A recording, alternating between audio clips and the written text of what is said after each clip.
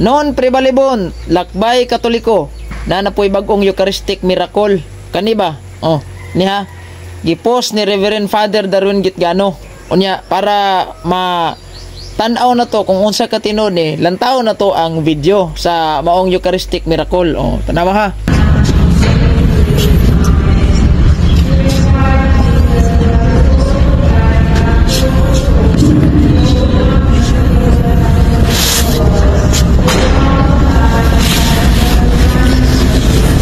Oh, klaro kayo ang video. Nagdugo jud. Ha? Ang Holy Host katubang mismong ang Blessed Sacrament ba nga gibutang sa kwan, nagdugo jud. So para masabta na to, unsa gyud ning hitabua, unsa ang maong istorya, kinatibukang istorya, paminaw na to mismo ang nakasaksi niini nga girelate nila didto sa panagtapok nila ni Reverend Father Darwin Gitgano, sa activity nila ni Father Darwin Gitgano. Paminaw na to unsa gyud kinatibuk ang istorya kay sila jud ang nakasaksi niining maong mga panghitabo. Niya ang maong video. Ako si Peter Jude Bacalso, kong wife si Gaudette Bacalso, taga Canada mi. Unya dibisita mi din is Bohol kay kinis Father Darwin, although mo pa ni kadto Canada, pero mura sa ni Canadian kay daghan na kay kailaan niya didto tungod sa yang YouTube o Facebook. Daghan niya. In fact, kami na introduce ni Father Darwin through a friend nga ni kabaw sa Facebook. So ni ari gyud Miss Bohol kay gusto mi makakita ni Father Darwin in person. Nya galisod gud may pangitaan ni kay maglisod man siya, busy man kay ni Father Darwin. Mo to naswertihan mi pag Friday, kuyog miss akong taga Canada po, si Noy Ipe ug si Ellen taga Canada, gikan po ni sila Canada. Ni are may sorte kay men nakaambos ni Father dito sa iyang kumbento. Amo yung gihuwat sa pultahan dapit. Unya na kastorya ming Father na share na mo nga naka-experience mi aning kaning Eucharistic miracle dito sa Brampton. Nahitabo ni last year, October 29 nga misa, ikaduhang misa sa Sunday. 9 o'clock man ang primero, ikaduha is 10:30. So nag-attend mi ni Mrs. o akong father-in-law. While nagmisa, pagluhod ba nakakita ko og kanang host ba nga murag na tipak.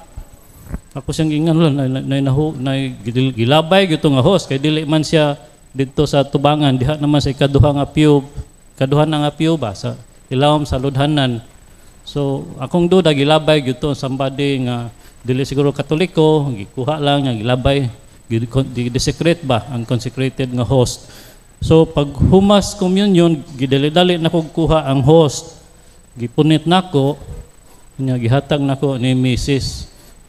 kay kuan kanang mikbawon sa buhaton.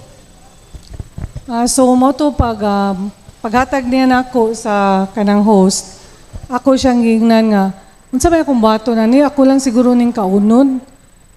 Kay syempre kuan kanang host, that's the body God, Ginoo na.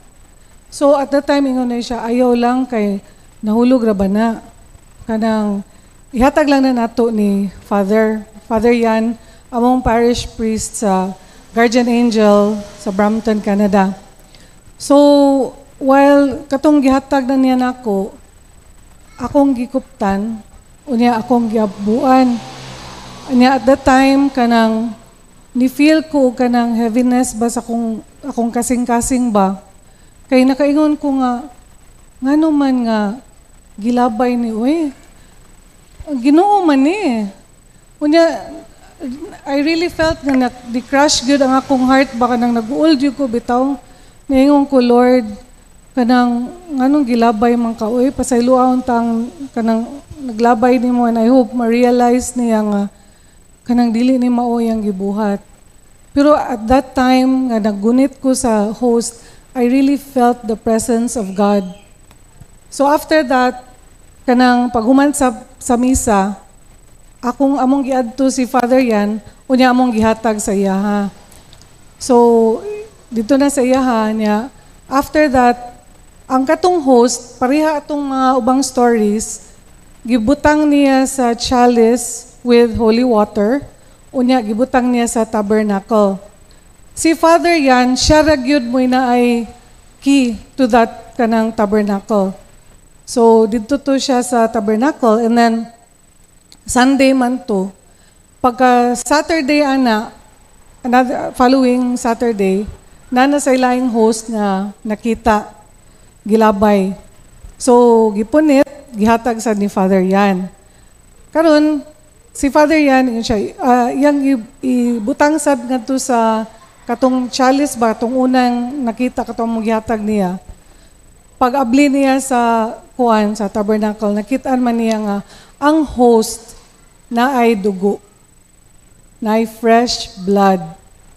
So, pagka Sunday the following day, sa misa, iyang gipakita niya. Nisimbam sad mi ato, wa mi kabaw nga mo na naitabo.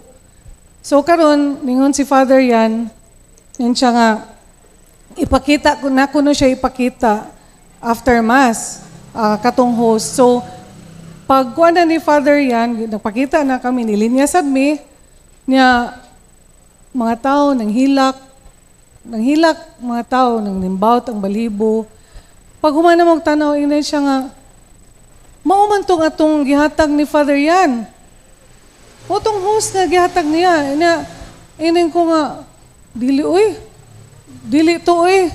Siya nga, maulag ito kay kanang kuan, naman to'y buak. Inay ko, dili oy, ngano good town nga, kuan, kanang, nganong, kay, it's a miracle. Ang katong nahitabo, milagro yun na. Pero sa akong una-una, nganong kitaman ang namilagruhan. So anyway, ang ako in my thoughts, naglibog pagyug ko ba, nya, pagka kami manggod sa kumbana, everyday mo simba mi, 7:30 a.m.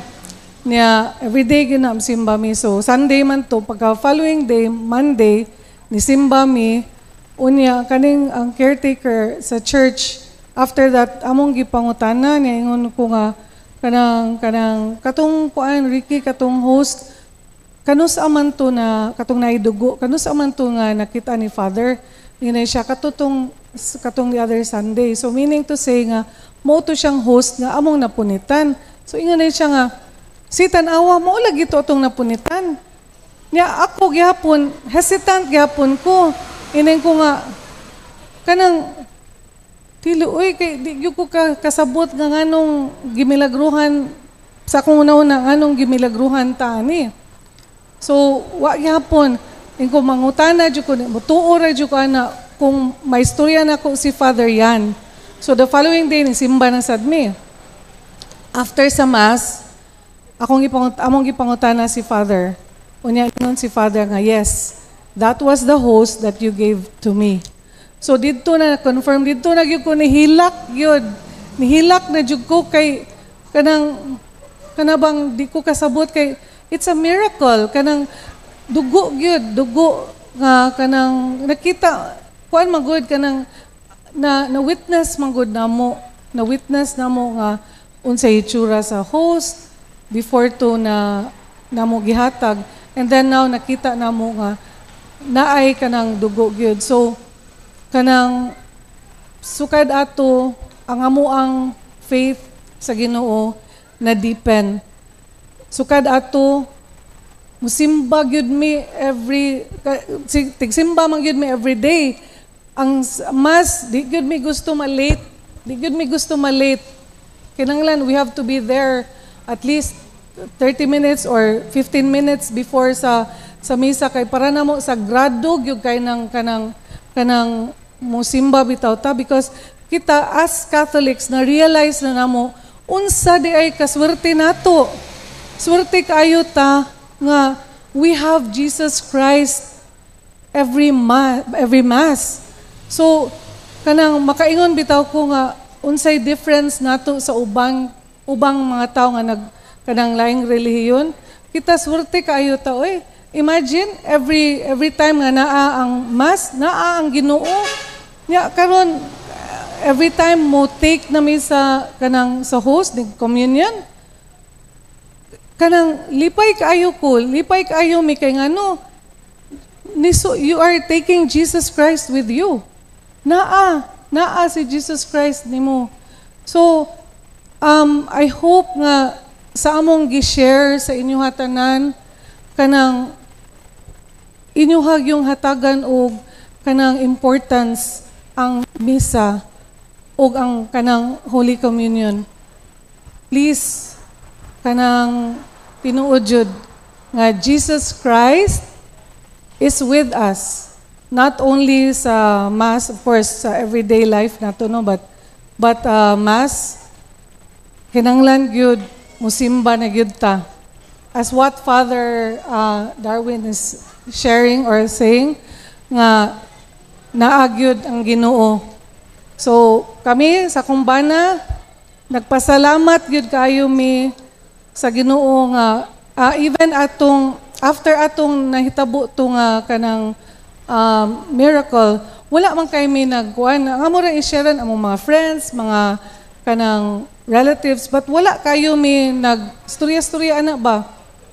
But that was November, kay ang nakita na mo October 29, pero gi-share sa Mass November 5. Then after na, just a few people nga mo lang gi-share. Pero karon na-realize na mo sa kumbana nga, ganong gusto kayo may makipagkita ni Father. Although kita na mo unsa gyud ka, grabe man kayo ang katekism ni Father, no? Nya, kanang sa pag-ari na mo, just like gisulti sa kumbana, gagi-ambush lang na mo si Father, wala man gali mi kanang nagdahom nga mo abot mi up to this point nga mo kanang mo share mi ninyo kay actually supposed to be uli mi karong adlaw sa Cebu kay taga Cebu man mi.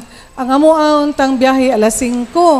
Pero si Father kanang nag-ingon siya namo nga kanang kung mahimo mo share mo namo.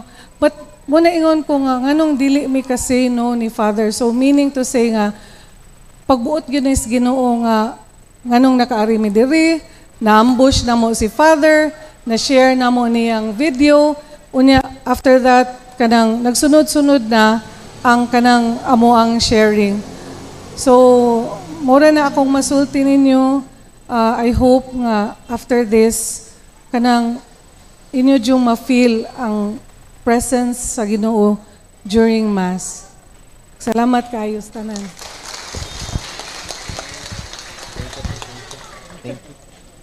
So, silang duha living witness jud no? Sila mo'y nakapunit sa hostias, ilang gihatag sa pari. Ug mo to every Sunday ipakita din na sa pari, no?